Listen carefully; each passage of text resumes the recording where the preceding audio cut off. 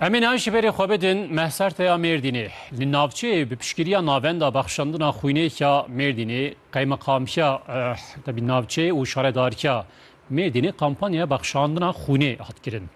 Kampanyayı sırası bir hayay var devam kir. Velatiyan alakaya ke zede nişanı kampanyaya baxşandına xuyne da. Ocağı kimliğini getireceğim. Mehsert Merdini به پشتگیری ناوندا کمکرنا خوینه مردینه قیمقامی مردینه و شارداری مردینه کمپانیا بخشاندنا خوینه هات گیرن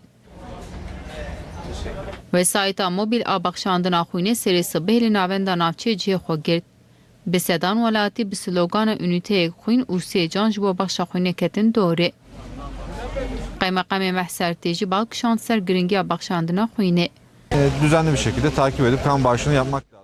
Divê em her tim xwînê bidin. Ji bo ku kesin xwîn didin gelek bifeyde ye. Laşê mirov paqij dike û xwîna wan diguherîne. Em bagê hemû welatiyan dikin ku xwînê bidin.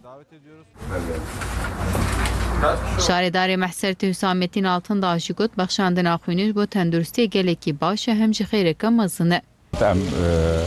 Em xwîn didin. Aniha personelime da meslek yüksek okulu talebeme da tişk hoşu ki zaten ev hem hayrı hem sağlık anlamında başı. Kampanyayı serisi B dest pek ruhaya evari devam kir. Velatiyan alaqaya gezide nişani kampanyaya baxşandına xwînêdan. Em hattın ji bo Kızılay'a xunê bağışlamışkın, xunê bağışlamışkın. Rinde herkes jî em tavsiye dikim, bir güvenin xunê bidin. Ez ban dikim xelkê Mehsertê hemme bara bê bidin. Herkese lazım dibe. Ev pazde car midayî. Tişkî pir xweşîr û nexweşik dir qestixanê ra dizê îhtiyacîyan we ji xwînê çêdibin. Em jî ana çûn wê derê me xwîna xwe da ji bo yekê em gelek memnûn em kêfxweş dibin.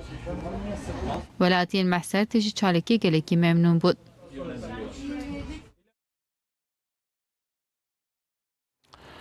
Haltervani 12 sali Osman Uğur